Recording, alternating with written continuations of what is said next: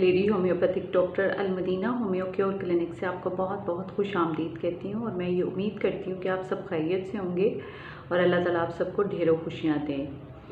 आज का हमारा टॉपिक है फ्रेकल्स यानी छाइयाँ जिनको कहते हैं, यानी इनको मेडिकल टर्मिनोलॉजी में मलाज़मा, कोलाज़मा या फिर ब्राउन स्पॉट्स भी कहते हैं। तो ये आपके नाक के ऊपर और आपके चीक्स पे ये डार्क से एक चीज़ नुमाया होती है जिसको हम फ्रेकल्स कहते हैं। तो आज हम इस पे बात करेंगे। तो मैं आपको इसका बताऊंगी कि ये कैसे होती हैं फ्रेकल्स और इन छाइयों से आप कैसे बच सकते हैं, और इनके ट्रीटमेंट का बताऊंगी कि होम्योपैथिक में इसका कैसे ट्रीटमेंट होता है, और कुछ टिप्स भी दूंगी कि आप इसको कैसे फ्रेकल्स को ठीक कर सकते हैं। और चलें आए शुरू करते हैं। Subscribe my channel Lady Homeopathic Doctor, and if you like the videos, like, share and comment.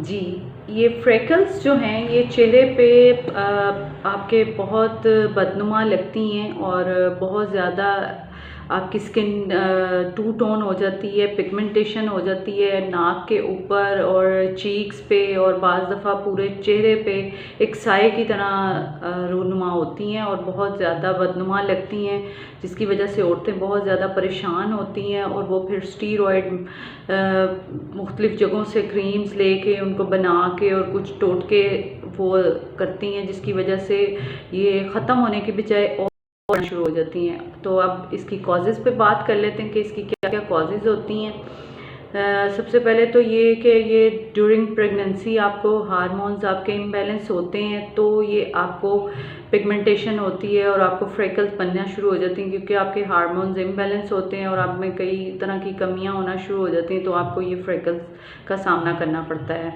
उसके अलावा ये कि आपका आफ्टर प्रेगनेंसी आपको कोई इशू हो जाते हैं, आप में बहुत ज़्यादा वीकनेस और कमी और आप में हो जाती हैं, तो ये बनना शुरू हो जाती हैं। और सबसे जो इसकी मेन कॉज सामने आ जाती है कि धूप में आपका अगर एक्सपोजर है, आप बहुत लंबा अर्सा आपका कोई काम ऐसा है तो आप धूप में रहते हैं, तो आपको ये पिगमेंटेशन हो जाती है। इसके अलावा आप ये कि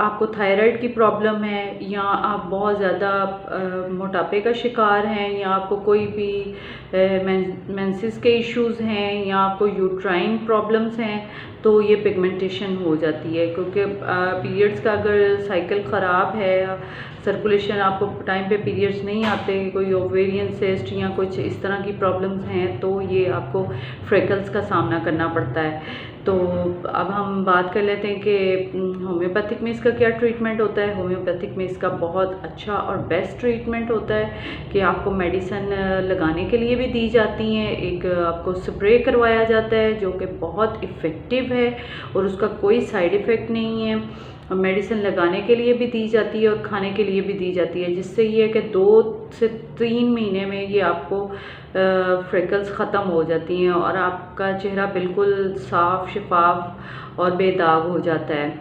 इसके अलावा मैं आपको टिप्स बताती हूँ कि आप इसको कैसे पिगमेंटेशन को ख़त्म कर सकते हैं। एक तो ये कि अपना धूप में जो एक्सपोजर है उसको कम करें। काम इस तरह करें कि उसको मैनेज करें कि धूप में निकलने से पहले आप कोई ना कोई सन ब्लॉक ज़रूर लगाएं और आप डायरेक्ट आपके फेस पे धूप ना पड़े। कोई भी अम्ब्रेला यूज़ करें या फिर कोई भी इस तरह की चीज़ इस्तेमाल करें कि डायरेक्ट आपके फेस पे धूप ना पड़े।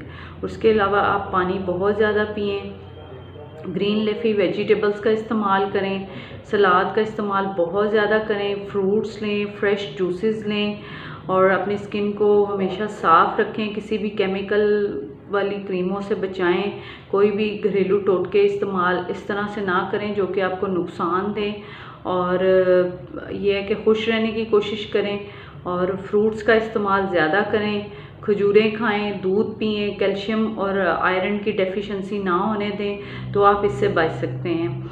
और ये है कि आप मेरी वीडियोस को देख रहे हैं और पसंद भी कर रहे हैं और शेयर भी कर रहे हैं, तो ये बहुत अच्छा है कि यूट्यूब पे मेरा चैनल बहुत अच्छा चल रहा है, और आप लोगों के ताउन का बहुत शुक्रिया।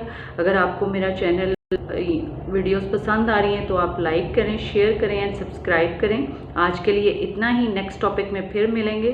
जज़ाकल्लाहु खैर।